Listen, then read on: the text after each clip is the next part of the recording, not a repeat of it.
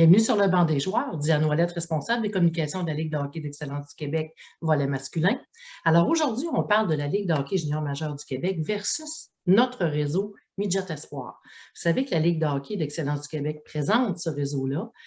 Il faut savoir qu'il existe depuis les alentours de 2002, où la plupart des équipes se retrouvaient partout au Québec. Le réseau-là a fait ses preuves.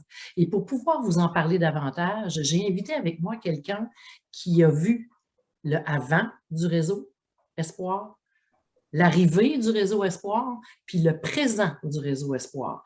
Vous savez, aujourd'hui, on compte en moyenne entre 55 et 60 joueurs qui est réclamé par les équipes de la Ligue de hockey junior majeur du Québec lors de leur repêchage. Donc, ce n'est pas rien. C'est très important pour ce réseau-là et pour ces joueurs qui y sont. Alors, je vous présente sans plus tarder M. Richard Liboiron, qui est recruteur-chef pour les Foreurs de Val-d'Or. Bonjour, Richard. Bonjour, Diane. Vous allez bien? Ça va très bien. Monsieur Liboiron, depuis quand êtes-vous recruteur dans la Ligue de hockey junior majeur du Québec?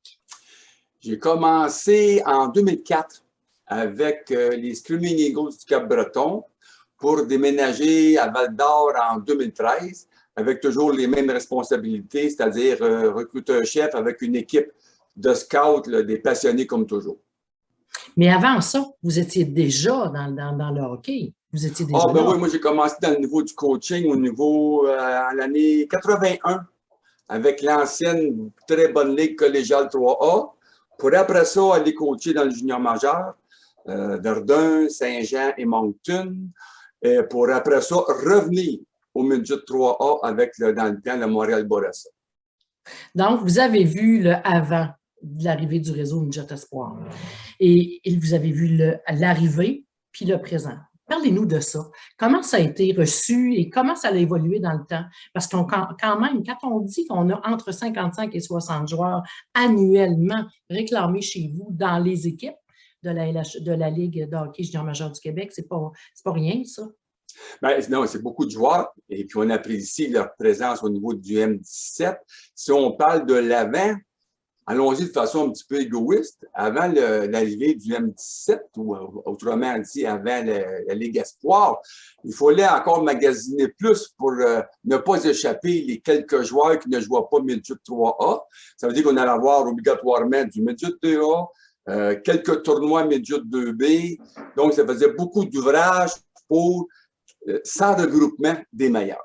Là, présentement, on est gâté avec l'arrivée depuis 2002 du M17 qui, au fil des années, avouons-le, a vraiment progressé au niveau organisationnel et ainsi de suite.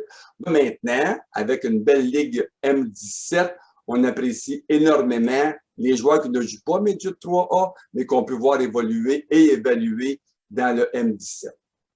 Parce qu'effectivement, vous avez parlé de la place du joueur de 15 ans qui a moins au niveau du M18 3A, mais il faut se souvenir que l'arrivée du Midget Espoir, c'est avec le fameux changement d'âge qu'il y avait eu en 2002, là, dans ces années-là, où le 15 ans, c'était le Bantam 2A à l'époque, ouais, qui est devenu inclus dans le M17, juste pour permettre aux gens d'avoir un peu d'historique à ce niveau-là. Je pense que c'est important.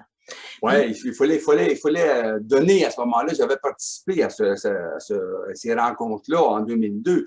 Il fallait donner une place de choix aux 15 ans qui n'avaient pas la chance immédiatement d'évoluer Midget 3A. Donc, l'apparition de cette ligue-là, c'était parfait pour ces jeunes-là. Leur développement à court et moyen terme. La majorité de ces joueurs-là sont en provenance de nous, quand je dis de nous, puis oui, et nos Bantam des LHEQ. Un très haut pourcentage. Et Hockey Québec est de plus en plus exigeant, et merci Hockey Québec, au niveau du développement individuel des joueurs. Donc, dans LHEQ, chaque franchise se doit d'avoir un préparateur physique, se doit d'avoir un skilled coach, un coach d'habilité. On a la chance de choisir de meilleurs coachs graduellement. Et puis, donc, on donne à nos jeunes Pee-Wee Bantam de meilleurs encadrements. Donc, automatiquement, ça leur permet un meilleur développement. Il arrive Midget M17 Espoir, et puis ça apparaît immédiatement. Parce qu'ils ont du bagage d'enseignement, ils ont des connaissances d'acquises, et puis ils jouent dans un très bon calibre. Mais c'est quand même un calibre respectable et du début de l'année. à la fin de la saison, incluant les 2 gros tournois majeurs, les 2 seuls d'ailleurs, dont celui de Drummondville avant les fêtes et celui de Saint-Jérôme après les fêtes, on voit déjà une nette progression.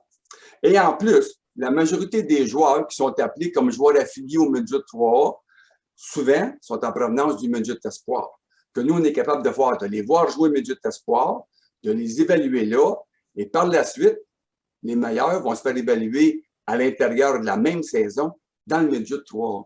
On parle d'évaluation, M. Liboiron. Dans votre cas à vous, est-ce que vous regardez autant ce qui se passe sur la glace que ce qui se passe à l'extérieur de la glace? Oui, et c'est très, très, très important. Sur la glace, c'est un gros volume de travail, mais expérience et expertise nous permettent d'évaluer si le jeune est un bon patineur, si le jeune joue avec détermination, si le jeune joue avec ce qu'on appelle du hockey sense, le sens du hockey, s'il a des belles habiletés, son aspect physique du match, ça, c'est relativement facile. Par la suite, on parle aux entraîneurs, on parle souvent aux parents et pas très souvent, mais on rencontre les jeunes en entrevue.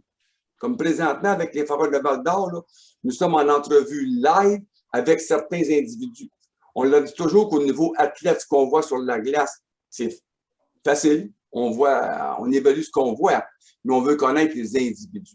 Que l'encadrement familial, l'encadrement scolaire avec lequel ils sont habitués de travailler, l'attitude des jeunes, leur leadership ou pas, ben, ça fait pas faciliter, mais ça nous éclaire au niveau des choix que nous ferons. 93, on fait le calcul, c'est une organisation à succès. Parce que déjà, ils ont 3 coupes du président. Il n'y a pas beaucoup d'équipes juniors majeures qui peuvent se targuer d'avoir autant de coupes du président que ça. Et puis, l'année passée, on s'est rendu jusqu'en finale de la Coupe du président encore une fois. Donc, pour une région éloignée comme ça, avec un très bon encadrement scolaire, les jeunes sont de plus en plus intéressés à venir chez nous. Et puis, on monte de très belles équipes de hockey. Et au fil du temps, depuis que vous êtes là, depuis que le réseau Espoir existe, combien de joueurs ont-ils réussi, à peu près là, à percer votre équipe? Bien, je vous dirais, pas plusieurs, c'est faux, mais il y a des très bons noms qui ont percé. Je me souviens, je vais vous en nommer un, là, puis je ne vais pas me froisser sa modestie. William Carrier, qui joue à Las Vegas. C'est un gars au Cap-Breton dans le temps qu'on avait repêché en 3e ronde. C'est un jeune homme que tout le monde disait qu'il aurait dû jouer Midget 3A, mais pour différentes bonnes ou mauvaises raisons, il n'avait pas joué. Donc, au Cap-Breton, on l'avait repêché, puis il est devenu un joueur à 16 ans, très bon, puis dominant par la suite pour être repêché, puis jouer dans la Ligue nationale. Il y a d'autres noms qui m'échappent ou que je ne veux pas froisser la modestie de personnes qui ont percé les alignements, puis qui ont fait des belles carrières juniors majeures. Et aujourd'hui, qu'est-ce que vous auriez à dire à ces jeunes-là qui n'ont pas la chance à 15 ans de percer les réseaux M18 3A, qui ont des questionnements par rapport au réseau M17 Espoir qui est offert par la Ligue de hockey d'excellence du Québec? Quel regard aimeriez-vous qu'ils portent? Ben, moi, j'aimerais leur dire, et je me le permets de le dire, qu'ils vont jouer dans le meilleur calibre, juste en dessous du Midget 3A. C'est un calibre qui est proche du Midget 3A au niveau organisationnel dans la majorité des cas. Non, ce n'est pas le même calibre de niveau de compétition, mais c'est un bon calibre de développement. Je vais vous parler rapidement, parce que je suis impliqué un petit peu avec eux autres. Le Rousseau M17 cette année, qui a connu une saison extraordinaire. Absolument. Avec un championnat de Drummondville, avec une finale à Saint-Jérôme, puis avec un championnat à la Coupe Dodge. Ces joueurs-là ont vécu une année extraordinaire au niveau du hockey. Lorsqu'on a la chance de côtoyer d'autres bons joueurs, on s'améliore davantage. Je pense que le réseau M17, c'est ce qui permet aux jeunes. Et là, je ne veux pas comparer un réseau par rapport à l'autre, mais le calibre du M17, c'est le calibre supérieur juste après le Midget 3A. Avoir la possibilité de poser des questions aux bonnes personnes. Tu sais, on se promène tellement souvent dans les arénas, puis on entend tellement de rumeurs ou de questionnements ou d'affirmations qui, malheureusement, sont fausses ou les personnes sont mal informées. Je pense qu'on devrait être capable de cibler les personnes ressources à qui ces personnes-là pourraient aller poser des questions pour avoir les vraies réponses. Et comparer le nombre, comme on a parlé au début, du nombre de joueurs repêchés par la Ligue d'hockey junior majeur du Québec, comparativement à n'importe quelle autre ligue du même âge, je pense que si vous voulez offrir à votre enfant le meilleur encadrement sportif possible, c'est au M17 qu'il faut aller. D'autant plus que, rendu au M17, la majorité des jeunes sont en sport-études. Ce n'est pas toutes les franchises encore, soyons francs, qui ont la chance d'être en sport-études, mais la majorité à l'intérieur de la province sont en sport-études. Puis les autres, bien, ils travaillent pour faire un exercice semblable qui va ressembler au sport-études. Donc, les parents doivent s'assurer d'un encadrement scolaire de qualité pour leurs jeunes. Une affaire qui est sûre, ils vont être bien encadrés au niveau sportif et athlétique avec le M17. Le M17, on le retrouve, vous l'avez dit, dans la Ligue de hockey d'excellence du Québec. Bien, entre autres, exactement. Qui est une ligue qui est réglementée, suivie, évaluée à chaque année, même pendant la saison. Vous faites partie d'ailleurs du comité élargi que la Ligue de hockey d'excellence du Québec a mis sur pied cette saison. Et les raisons pour lesquelles, entre autres, on a mis ce comité-là en place, c'était justement pour faire de la transparence, pour arriver à donner les bonnes informations, pour aider à faire les bons choix aussi à l'intérieur pour nos athlètes. Oui, effectivement, je pense que le comité élargi le fait plus qu'une excellente besogne. Là, ça court à travers de la province parce qu'on se promène partout à travers de la province. Puis là, on entend parler des LHEQ, puis qu'est-ce qui se passe, puis ça va être quoi les projets, puis qu'est-ce qu'on peut faire de plus. Je pense qu'on est rendu en 2022, il y a de la compétition un petit peu partout.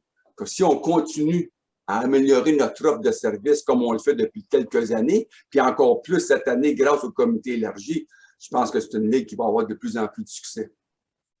Bien, je vous remercie infiniment, M. Liboiron, pour le temps que vous nous avez accordé. Et pour terminer, je vous donnerai le mot de la fin. Qu'est-ce que vous avez envie de dire à ces joueurs-là qui sont à la veille du repêchage, parce qu'on en a à l'intérieur de la LHEQ, qui sont sur la fameuse liste du CSR. Alors, qu'est-ce que vous avez envie de dire à ces joueurs-là? Bien, de vivre cette expérience-là, mais je ne vous dirai pas malheureusement, mais cette année encore, nous serons en virtuel. Sans faire de promesses, on a entendu parler que peut-être en 23, nous retournerions, comme on dit, live. C'est une belle journée. Et puis, il y en a qui vont être contents, choyés, d'autres déçus. La seule chose que je peux vous dire, un repêchage, c'est une journée magnifique. Puis si vous passez à côté de la chance d'être repêché, arrêtez pas de faire votre sport préféré puis votre passion, parce que là, il y a une multitude d'exemples de jeunes qui n'ont pas été repêchés ou qui n'ont pas été repêchés à l'endroit qu'ils auraient voulu l'être, qui ont persévéré puis qui ont connu quand même du succès par la suite. Pour ne nommer que Yannick Gourde, entre autres. Ah, lui et quelques autres. Lui et quelques autres. Oui. Vous en avez sûrement vu sous votre expérience passée. Est-ce qu'il y a un nom qui vous vient à l'esprit, M. Liboiron? Hey, rapidement, non. Mais il va vous en nommer un qui, lui, était repêché et qui a joué le junior majeur, mais qui, à 15 ans, a passé, en tout cas, en ce qui nous concerne, en dessous du radar, c'est le jeune Harvey Pinard. Lui, à 15 ans, je me souviens, il m'avait été recommandé, puis son petit gabarit, il me faisait peur un petit peu. Et malheureusement, j'ai passé à côté de quel excellent joueur qu'il est devenu, puis quel personnage, puis quel leader. Absolument. Vous savez?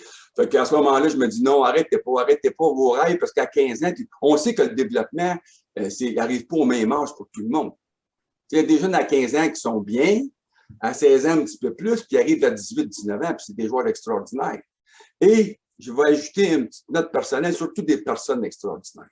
Parce que les contacts que les jeunes établissent avec les joueurs de hockey, avec le personnel hockey, je vous le dis là par expérience, ça fait tellement longtemps que je suis là-dedans, c'est un monde enrichi et enrichissant. On voit les gens se reparler 30, 25, 30 ans, 40 ans plus tard, puis renouer des liens, avoir des contacts. C'est un monde qui est merveilleux. Absolument. Je suis totalement d'accord avec vous, M. Liboiron. Alors, je vous souhaite un excellent repêchage. Merci. Et merci encore de nous avoir accordé ces quelques minutes. Ça fut un grand plaisir.